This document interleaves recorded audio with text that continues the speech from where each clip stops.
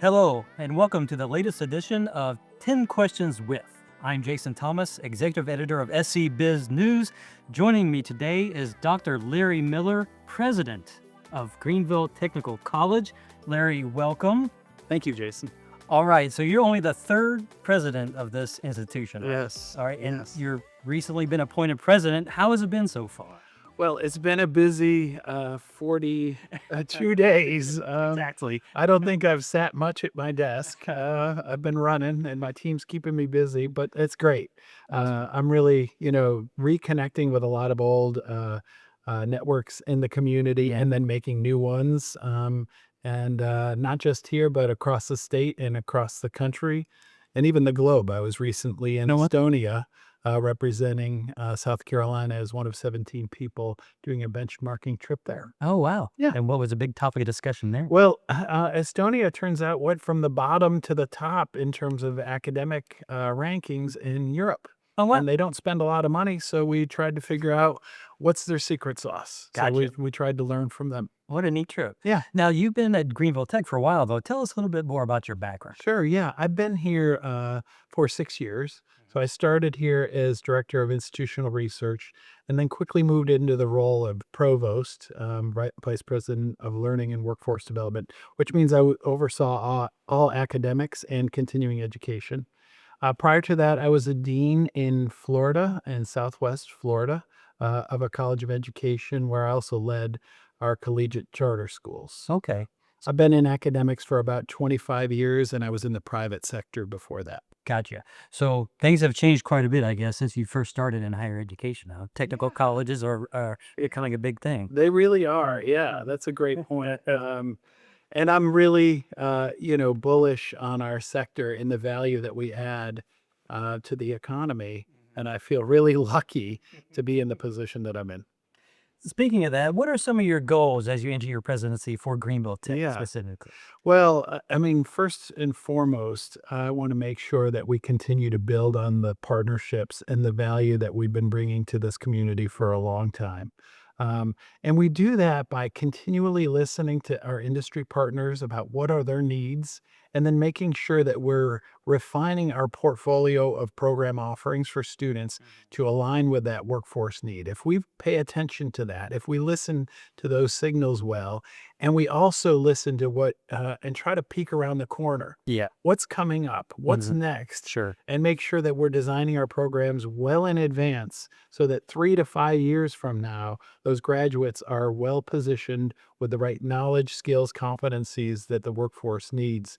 That's what we're really focused on. So just to give you one example, we've got a new building called the Center for Welding and Automation Excellence, and that's going to be opening this coming August. So we're literally about a year from that ribbon cutting.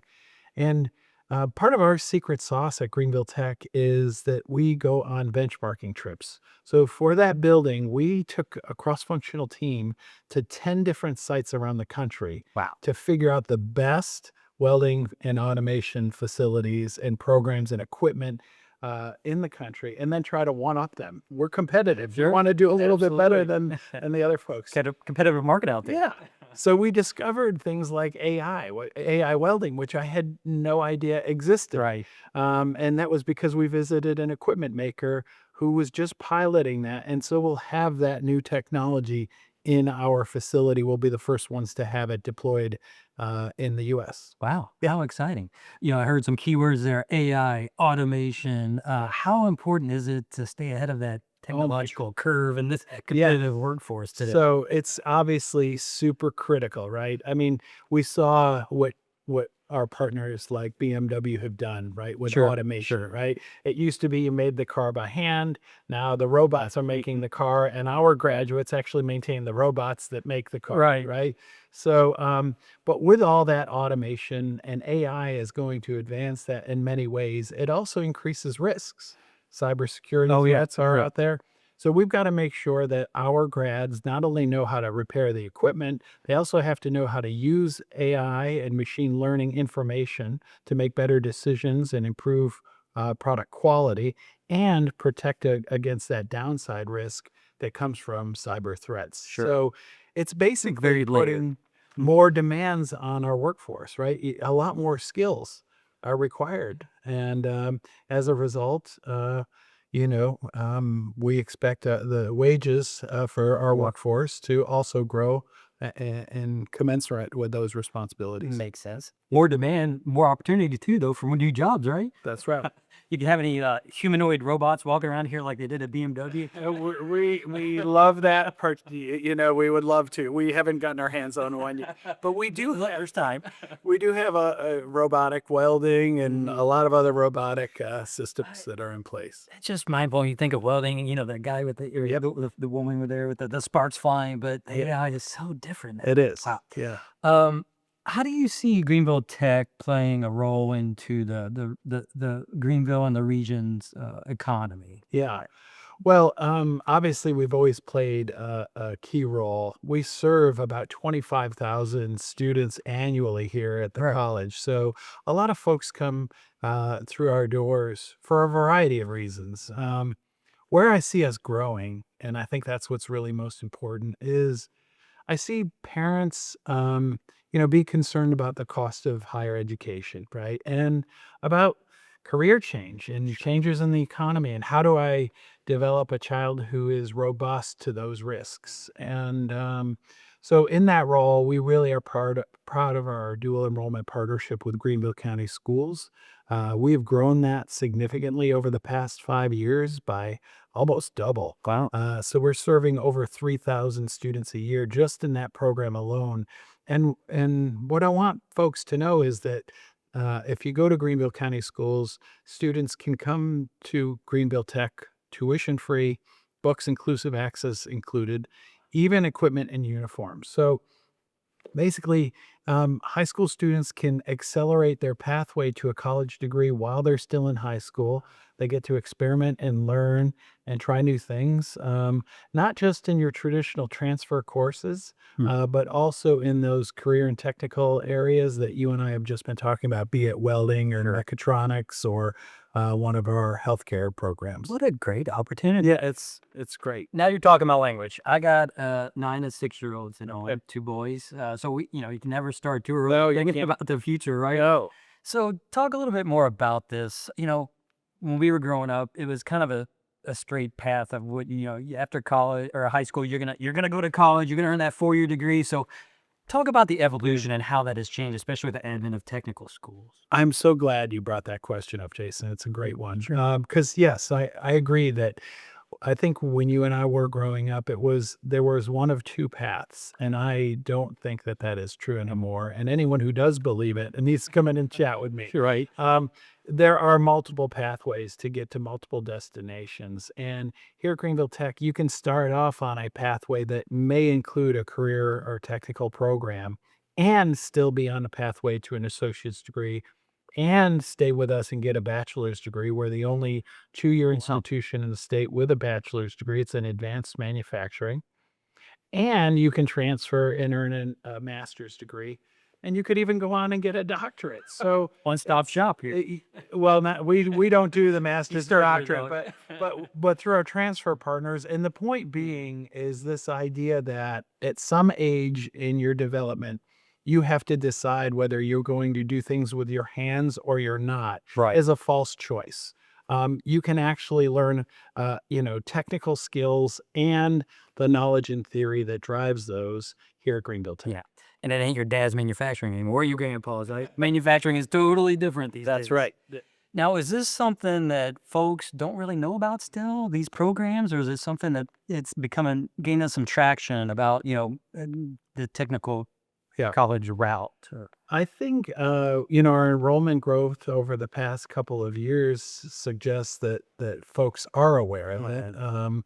And also we retrain a lot of our workforce and help them advance their skill set through our corporate and continuing education division. So it's not just your traditional K-12 student. It's someone who says, I want to retrain and I want to qualify for a new opportunity. We serve 10,000 people a year in those programs as well. Okay, that's a great point. Upskilling. That's a huge word we're hearing a lot. So you're serving that population as well. It's not just kids coming right out of high school. Absolutely. We actually direct partner with some of our biggest industry partners and have customized training for their workforce to move, say, from the shop floor into supervision and management roles. They train with us during the week and are paid to participate in those programs. Wow. So partnerships with these companies is They're key, critical. I would Yes. imagine. Yes, sir.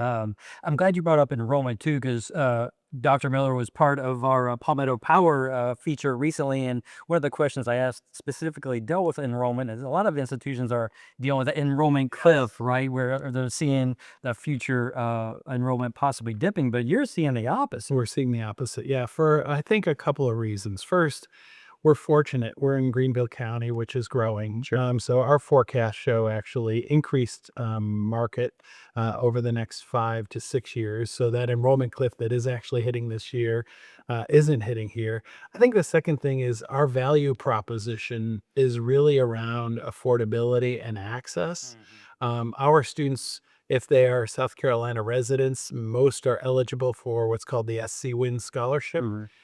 That's pays up to $5,000 a year. Our tuition runs below $6,000 a year, so you can see that that's just one form of financial aid that makes us really affordable Sure. and accessible.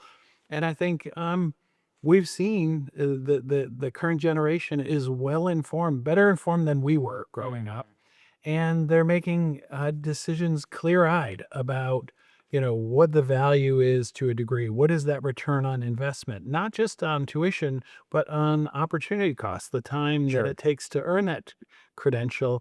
We feel like we have a better value proposition than many of the four-year partners out there in the landscape. Really interesting. Going back to the corporate aspect real quickly. Yes. With your background, how do you hope to kind of grow those partnerships with companies Yeah. out here to further the education opportunities? Well, absolutely. Designing new facilities and programs to meet their needs. So we love that. That's part of our DNA. You're sitting here inside of the Prisma Center for Health and Life Beautiful Sciences, building. which we thank you. We spent 4 years, designing and constructing this from the ground up. I mentioned Seaway, which is our next building. And then right after that, we're actually in the design phase of the Center for Industrial Cyber Security and AI, which is a redevelopment of a 133,000 square foot facility right up the hill on Okay. campus here.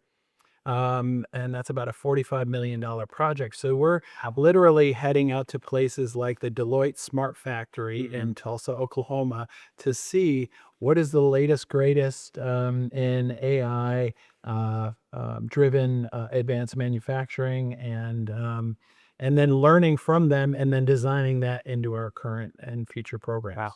You are doing your research. Yes. Now, obviously, manufacturing huge, advanced manufacturing especially.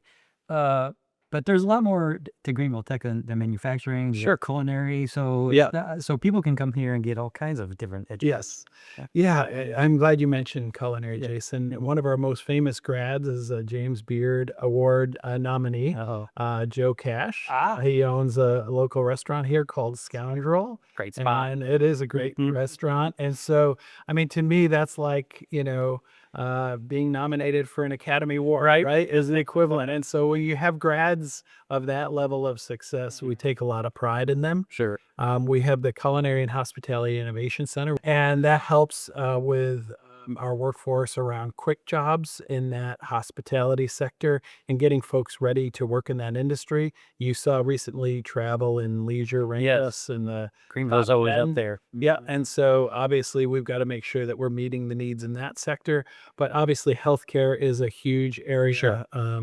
As well that we care, as well as our business and computer technology areas, especially cybersecurity. That's one of Oh, our yeah. top 3 largest programs on campus. Great. You mentioned this beautiful new facility, a couple more coming aboard, and the financial investment it takes and the partnerships. Yeah. How would you describe what it takes for higher education institutions such as Greenville Tech with funding, and what are the challenges, and how do you kind of overcome? Oh, it's too much- fun. I mean, Really? well, look, if you like complex problems and you like building relationships and working with other people Sure.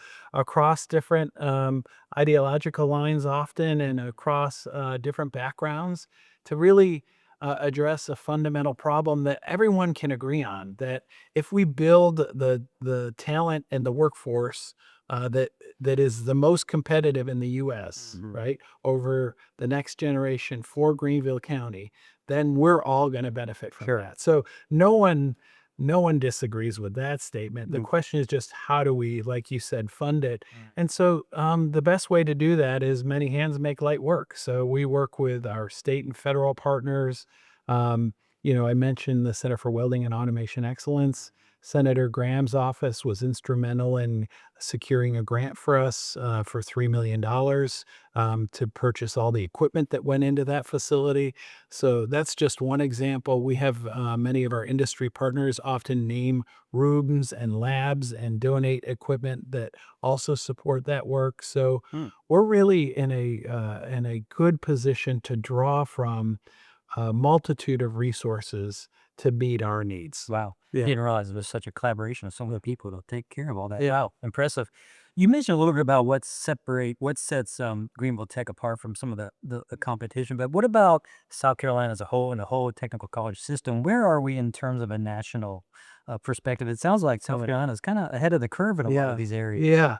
Well, I think where we're best is that in the career and technical education space. I think community colleges nationwide, many of them are really good at transfer. So getting those traditional general education coursework complete, and then you transfer onto a four-year institution. Yeah. That's important work, and we're proud to be a part of that. And I think we're excellent at the career and technical education aspect. Sure. And to me, that is what sets South Carolina apart from other states in the union. Wow. Yeah. I didn't realize 4 campuses, 25,000 plus students. Yes, that kind of Over 1,000 employees. wow. Yep. So that not only helps train the future workforce, but you contribute to the economy quite a bit here, right? Yeah, I believe we're a top 15 employer in the county. Wow. Yep. Where do you see the future going here at Greenville Tech? What do you want to see happen as president? Yeah, sky's the limit. I mean, first of all, I guess there are a few things that I'm really focused on. First, I want to ensure that we continue to grow access to our institution. There remain big segments of our community that don't think college is right for them, and they have a mindset about that, potentially where they don't see their place here. I want to change that mindset. And that's why I'm doing things like working with partnering on dual enrollment. So if you say, I don't see myself going to college after high school, let me ask you a different question. How about going to college while you're in high school? And maybe that gets a different answer. Sure. So that's one aspect we're focused on. I think the second is we want to make sure that our graduates are earning family sustaining wages. So we're really focused on the economic mobility and the impact of the work we do here to change students' lives and reshape communities. So those are two areas that you'll hear more about in the coming days. We've got some national partnerships that we are going to be announcing that I can't reveal yet. A little teaser for you. I want to break that on SC Biz News someday.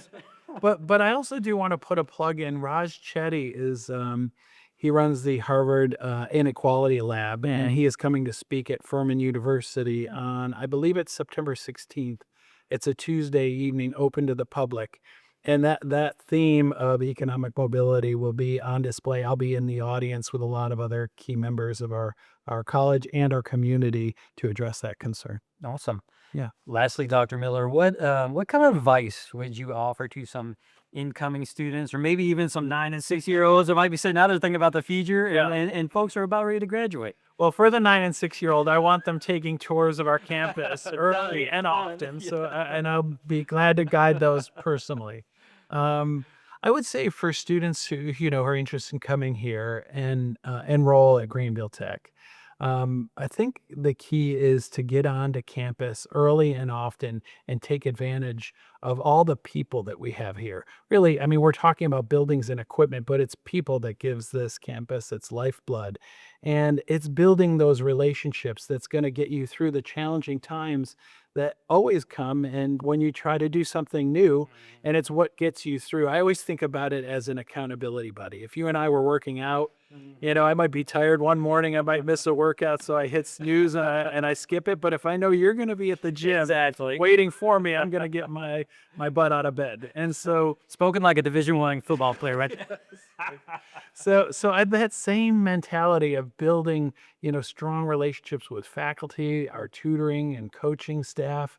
All the resources we have on campus really is what the secret sauce is to making you a successful student, not just here but in life. Well said. Dr. Larry Miller, President, Greenville Technical College. Thanks so much for joining us. Jason, it's been a pleasure. Thank you. Absolutely. That'll do it for this edition of 10 Questions With. Again, I'm Jason Thomas, Executive Editor of SC Biz News. For this edition and past editions of 10 Questions With, check out SC Biz News YouTube page. Thanks again.